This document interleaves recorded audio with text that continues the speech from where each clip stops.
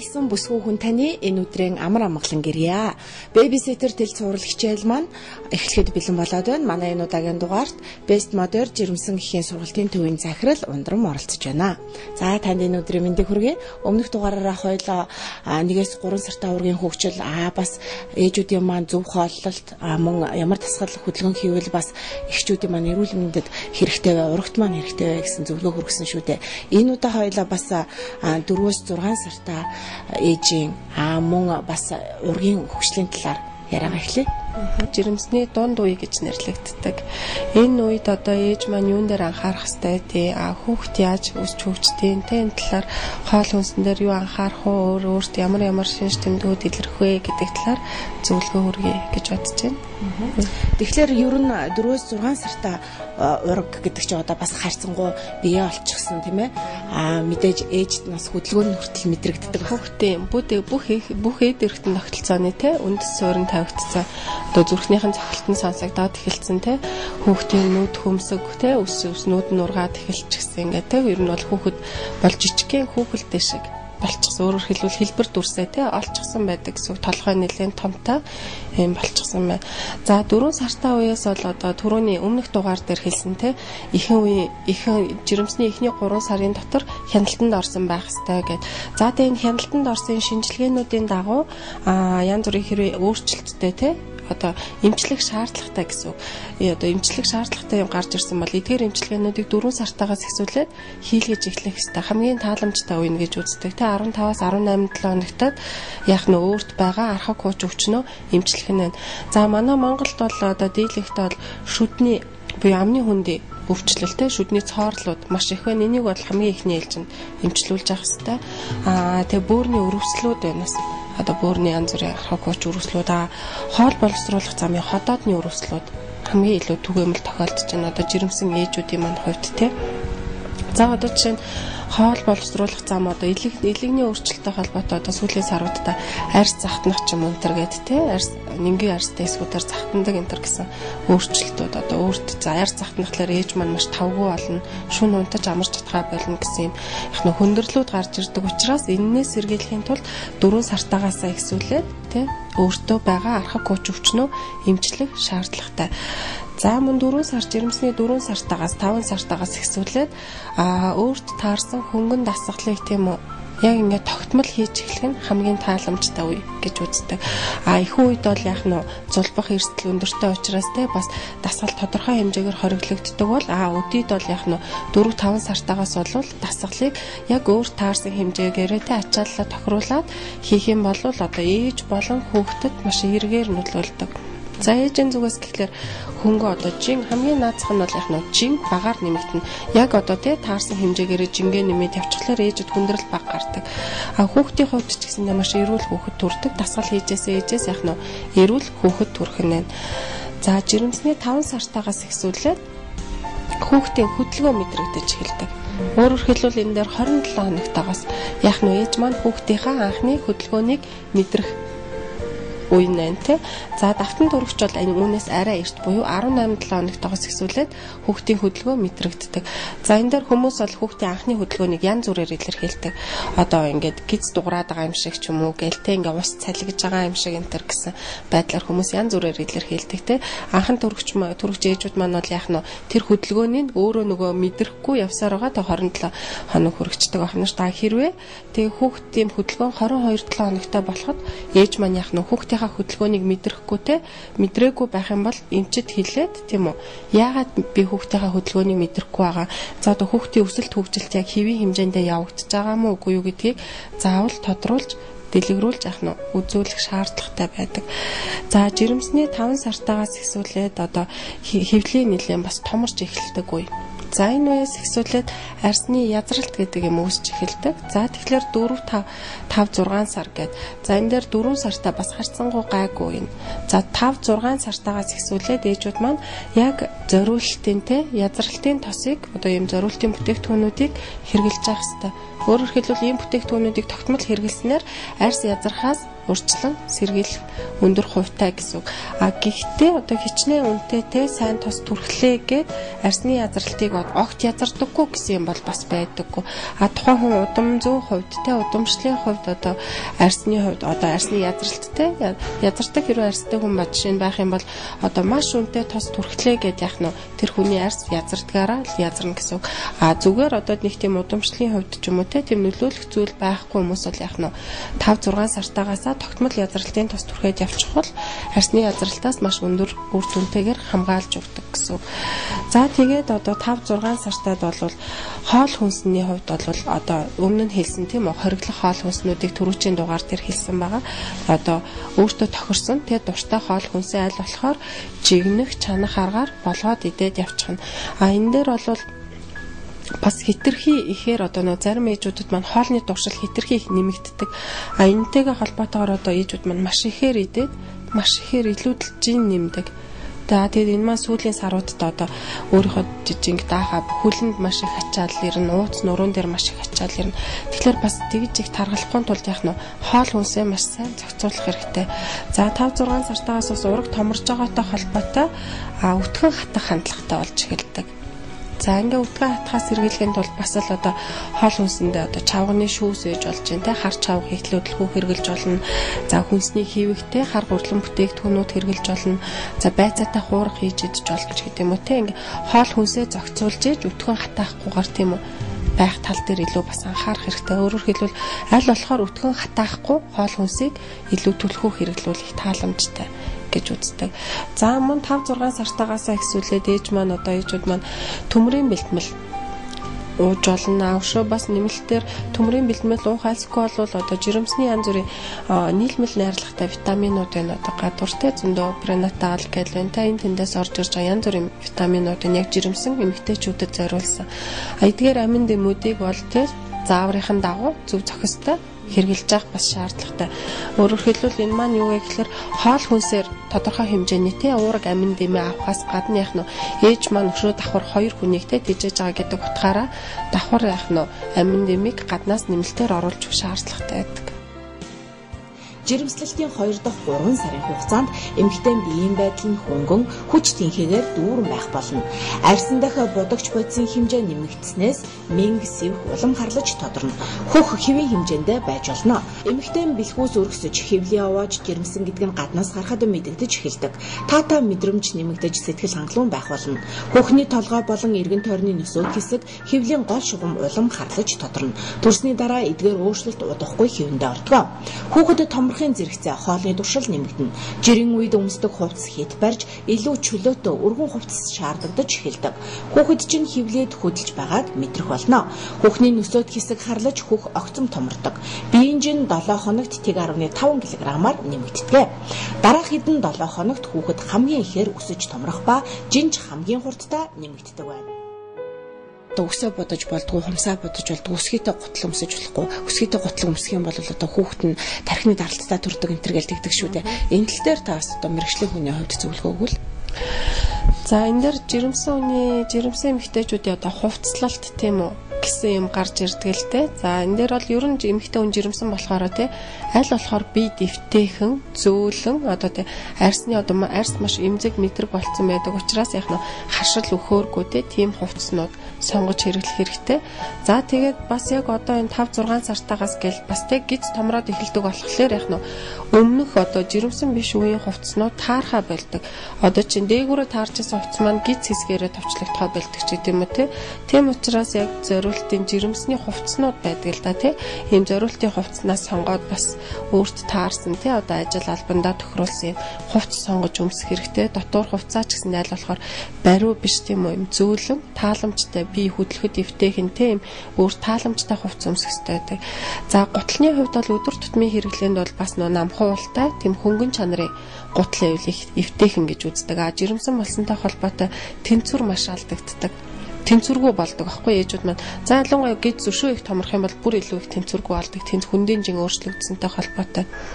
Инхлээр нөө өсгийтэй гутал өмсгөлээр бас нөгөө одоо унах, бэртэгтэй магадлал нэмэгддэг.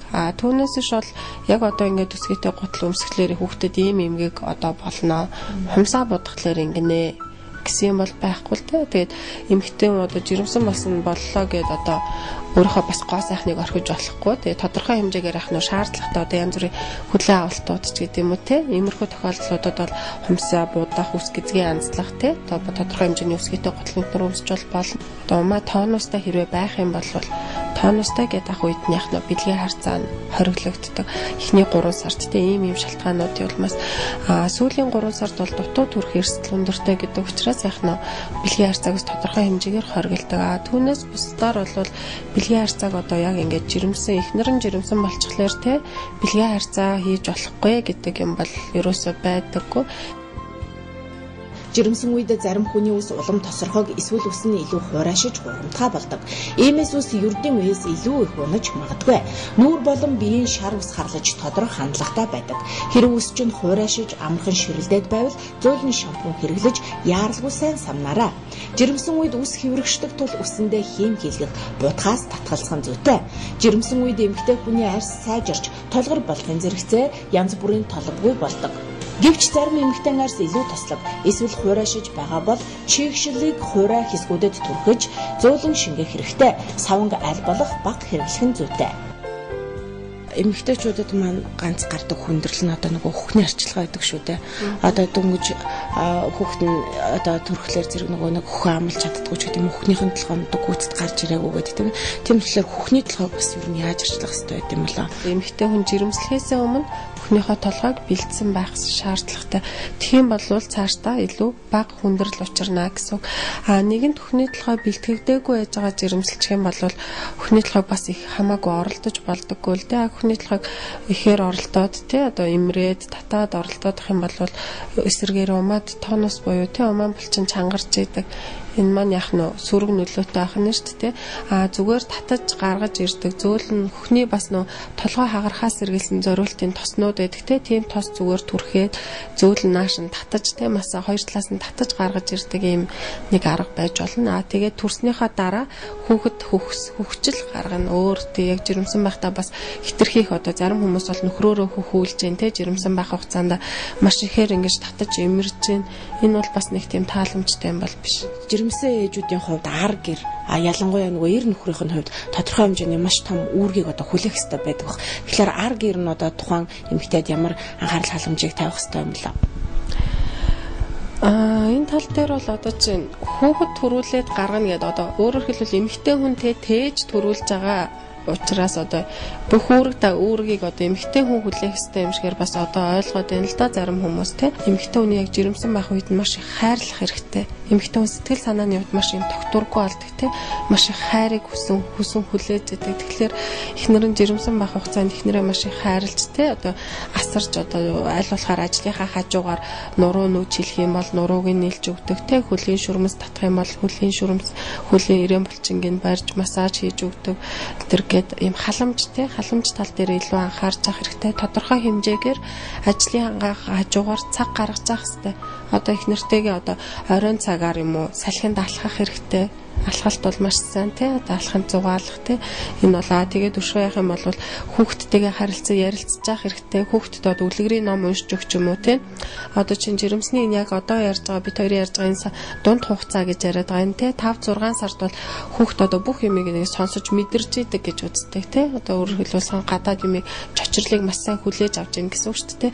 Яг энэ үеэс бүр илүү сайнаар явах нь өмнө нь ингээд хөгжим сонсоод энэ бол яг нь ээжийг илүү тайвшруулах тий хүүхдэд бол хүүхд тэрийг арай мэдрээгүй байсан ихний үеийн дээр бол одоо бол яг хүүхд өөрөө мэдрээд тэрэн дээр бүр ингээд дотор хариу үйлдэл үзүүлж идэг. Аав нь одоо чинь хүүхдтэй дандаа ингээд ном уншиж өгч идэг тийм энэ юм бол хүүхдийн тархины хөгжилд маш сайнаар нөлөөлдөг энэ төр гэсэн юмнууд аавыгаа илүү сайн таньдаг болдог ч юм энэ төр гэдэг аавынхаа дуу хоолой гэсэн юмнууд бол байдаг. Гадаад зэдэлтэй гэр орны нөхцөл бол жирэмсэн ээжүүдийн хувьд бол маш тийм таатай те ууралж бухимдах зүйлгүй тайван байх нөхцөлийг ар гэрийнх нь бүрдүүлж өгөх ёстой. Эхнэр тань жирэмсэн боллоо. Залуу таны амьдралд шинэ үе эхэлж байна. Та хоёр гэр бүл төлөвлөлтөө хийхдээ өөрсдийн эрүүл мэндийн хамгийн сайн үед жирэмсэлсэн байвал сайн. Эхнэр нь хүл хүндтэй болох нь ирээдүйн аавын сэтгэл санаанд ч тодорхой өөрчлөлт авчирдаг. Зарим ирчүүд мүтгэн төрөх хүүхдээ эрэхтэй байгаасаа намайг дураагаасаа зэргээр илүү ихийг хүсдэг нь буруу юм аа. Хүү эсвэл охин төрөх талаар битгий урьдчилан ярилц. Эхнэр минь надад цаг зарцуулахгүй байна гэж битгий гомдол. Дэлгүүр явж юм ууга. Ингэснээр та эхнэрийнхээ татархлыг хүлээх болно. Хүүхдээ төрсний дараа хийх ажлаа төлөвлөн ярилц. Жирэмсэн үед эхнэрийнхээ биед харшлах зүйлсийг битгий худалдаж авч өгөөрэй. Зүгээр суулгүй эхнэрээ дагуулan цэвэр агаар талгах, салхинд суух зэргээр цагаа үр дүнтэй өнгөрүүлэх хэрэгтэй. Тамхи татдаг бол гэртээ тамхи татахгүй байхыг хичээ. Хэрвээ зүудэндээ янз бүрээр хөдөлдөг бол эхнэрийгээ жирэмсэн байх үед та тусдаа унтаж болно. Эхнэрээ төрөх дөхөх үед буюу таны эзгүүд гинэт өгдөг тохиолдолд ямар арга хэмжээ авах талаар урьдчилан төлөвлөгөө гаргаж хэрэгцээтэй утасны дугаар унаа зэргийг бэлтгэж найз нөхөд ойр төрлийн хүмүүс хариуцсан нэмт зэрэг хүмүүстэй урьдчилан тохиролцсон байх шаардлагатай. Гэргийгээ гэр орны хүнд ажлаас чөлөөлж хангалттай хугацаагаар буюу өдөрт 10-аас доошгүй цагаар унтуулж амруулахаар өөрийнхөө ажлыг зохицуулах хэрэгтэй. Жирэмсний бас эхний 3 сард мэдээж эмчийн хүслэг хяналтанд орж байгаа тийм ээ. Тэгэхээр одоо энэ дараагийн дунд саруудад бас эмчийн хүслэг тус хамрагддаг баг. Тий, одоо нийт жирэмсний хугацаанд яг одоо манай Монголын хувьд бол товлолтоор тий 3 удаа тий үзлэг шинжилгээнүүд яг явагдаж байна. Дундуур нь хэрвээ шаардлагатай тохиолдол тийм үү. Өшөө хэдэн ч удаа яах нь үзлэг шинжилгээнүүд явагдаад байж болдог одоо. Хамгийн наацхан шинжилгээ гэхлээр онцлогооны юм дээр бол эхо буюу тий эхогоор онцлохын юг бол маш өндөр ашиглаж байна. Одоо маш өндөр хүчин чадалтай эхо аппаратууд ороод ирчихсэн. Ургийн бүр гажигтэй тодорхойлох төвшөнд ингэж оршилж байгаа одоо 4T яхаа гэж яриад байгаа шүү дээ. Тэгэхээр өөрөөр хэлбэл энэ 5-6 сартай буюу энэ тэ жирэмсний дунд хугацаанд ургийн тодорхой хэмжээгээр янз бүрийн гажиг байна уу гэдгийг яах нь бас онцлуулж авах шаардлагатай. Тэгээд цаашдаа одоо хүүхдэд те ямар төрлийн юу эмгэг байж магадгүй вэ гэсний үндсэн дээр тэрнтэй холбоотой бас эмчилгээнүүд тэгээд өшөө цаашдын жирэмслэлтийн тээлтийн асуудлыг энэ төр яригдах юмнууд гарч ирдэг. Хүүхнүүд маань эход их харуулах нь муу гинэ гэж зарим нэг хэсгийн тэгдэг. Зарим нь болохоор эмчнэр бол эход харуулах чинь урагтч тэр ихтэч тэр ямар нэг одоо хор нөлөөгүй бас бүр одоо өөрөөр хэлбэл тэр нэг ургийн гажиг эрт одоо оншилж шинжилж гэдэг юм уу те иймэрхүү байдлаас урьдчилан сэргийлдэг гэж хэлдэг. За одоо рентгенийг болохоор одоо те ингээд баталсан шүү дээ те ийм гарч болно гэд те ийм туяаны нөлөөнүүд гэхдээ сүүлийн үеийн бас аппаратуудаас харцсангуй гайгүй болчихсон.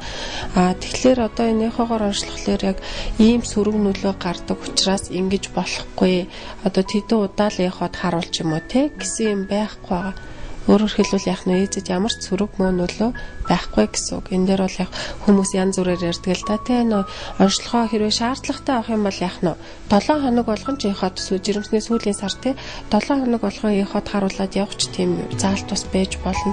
Эхний саруудад бол яг нь одоо тэгж олон харуулад авах шаардлага байхгүй. 5-6 сартай 5 сартай үед юм уу нэг ургийн гажиг тогтоохоор тийм хүчин чадал сайтай аппаратаар нэг харуулхад бол энэ бол ер нь сайн гэж үзэж байгаа. За өнөөдрийн хувьд бол яг нөө язарч эхэлдэг гэдгсэн тий одоо энэ үеэс ихсүүлээд тэгэхээр язралтын массажийг яаж хийх вэ тий язралтын тосыг бас массажлж хийх шаардлагатай. Энэ талаар зөвлөх өгье гэж бодож байна.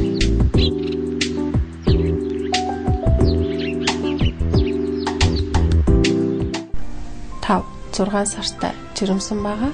За тэгэхээр бага сартай ээж ах нь те тэгэхээр одоо тэгэхэд язралтын массажийг одоо хөвлийн хэсгээр хийж өгнө. Өөрөөр хэлбэл жирэмслэхлээр одоо энэ ээж маань хувьд бол гидсэнтэй томроог байна. Өшөө энэ гидс томроод ирэхлээр хөвлийн доод хэсгээр дээшээ ингэж язардаг. За энэ ээж маань бол өмнө нь төрж ирсэн ээж бас те ингэж өмнөх язралтын энд бол сорив байна. Энэ ч за тэгээд энэ хөвлийн хэсгийг язралтын массаж хийж өгнө. Өшөө бас хөхөнд хийн өгцөг гуйнд язралтын массаж хийж өгнө. Өөрөөр хэлбэл жирэмсэн болсонтой холбоотой язардаг ийм хэсгүүд байдаг. Гидсний доод хэсгээс дээшээ цацрагаар язарч эхэлнэ. Хөхний толгооноос нарны цацраг шиг толгооноос хоёр талаараа ингэж язарч эхэлнэ. Өгцөг гуй язардаг ах нь гидс томорсонтой холбоотой өгцөг гуйны арьс татагдаад язралт үүсдэг. За энэ дээр бол энэ бол яг жирэмсний язралтын тосоогоо зориултын тэг яг жирэмсэн хүмүүс зориулсан. За энэ тосоор язралтын массаж яаж хийхийг үзүүлье. За эхлээд тосоо аваад яг язрахтай энэ доод хэсэгтээ түрхэж өгнө. За ингээд энэ дээр болохоор 2 хурууныхаа өндгөөр жижигхэн тойрог хөдөлгөөнөөр массажлж түрхэнэ. Тосоо шингэтэл нь яг энэ язрах хэсгүүдээрээ гэсэн үг шүү дээ. Жижигхэн тойрог хөдөлгөөнөөр массажлах маягтайгаар түрхэж өгнө. За тэгээ баг сартай жирэмсэн ээж бол бүхэлдээ ингээд тэ гидсэндээ бүхэлдээ яах нь энэ язралтын тосыг түрхэд яг онцлоод массажлж хийх түрхэх хэсэг маань энэ доод хэсгээрээ доод хэсгээрээ хөвлийн энэ хүүсний доод хэсгээс ингэж дээшээ ингэж язардаг. Учраас энэ хэсгээр яах нь 2 хурууны өндгөөр тойрог маягаар массажлаад ингэж тосоо шингэтэл нь түрхэж өгнө. Хөхний толгой дээр ч гэсэндээ мөн адилхан. За ингээд тосыг ингэж түрхэхэд бол өдөрт 2 удаа түрхэнэ. Өглөө орой 2 өдөрт 2 удаа тогтмол түрхэнэ гэсэн. Хэрвээ ингэм бол арсны чигшил маш сайн хангагдана. Тэгээд өшөө арс илүү уян хатан болоод яах нь илүү сайн сунамхай чанартай болж өгнө. Жижигхэн тийм тойрог хөдөлгөөнөөр л тосоо шингэтэл нь яах нь үрээд массажлж өгöd юм гэсэн үг байна шүү дээ. Энэ тос маань өөрөө маш удаан шингэдэг юм тос байгаа. Өндөр найрлагатай юм тос. Тэгэхээр зориултын тосыг аваад тэгээд ингэж түрхэж явах хэрэгтэй. За ингээд маш удаан шингэж जैन те энэ тос маань. Ингээд яхахлаар одоо яг одоо энэ тос түрхсэн энэ хэсгийг ингээд юугийн тэмтрээд үзтэй арсын илүү юм зөөлх юм чиглэг ийм болсон тэмтрэгддэг. Өөрөөр хэлбэл яах нь арьс маш ихээр хуурайшдаг жирэмсэн болсонтой холбоотой хуурайшч бүр ингэж хогжруутдаг те. Тэгэхээр ийм өндөр чигш арсны чигшлийг маш сайн хангаж өгдөг юм язралтын тосыг түрхэх хэрэгтэй. 2 хурууныхаа өндгөөр түрхэнэ. Хөхөнд түрхэхтэй ч гэсэндээ бас адилхан 2 хурууныхаа өндгөөр хөхнийхөө толгойг тойруулаад тойрог маягаар ингээд язралтынхаа тосыг түрхэж өгнө. Хөхөнд яагаад түрхэж гэнэ вэ гэхээр жирэмсэн болсонтой холбоотой хөхний хэмжээ томордог. Тэгэхээр хөхний арьс татагдаад хөх язардаг. Өшөө гуй өгцгөндөө түрхэхээ мартаж болохгүй. Эмэгтэйчүүд маань ихэнх нь гидсэндээ түрхэд өгцөг гуяа тослохоо мартчихдаг. Тэгэхээр нөгөө өгцөг гуйны язралт илүү төлхөө үүсдэг. Гидс язраагүй мөртлөө өгцөг гуй язарчглаа гэж хүмүүс хэлдэг. Тэгэхээр өгцөг гуяа марталгүй дандаа тослох хэрэгтэй. Ер нь бол бүх арьсаа дандаа маш өндөр чиглэг хангадаг тосоор бүх арьсаа дандаа бүтэн тосолж явах хэрэгтэй.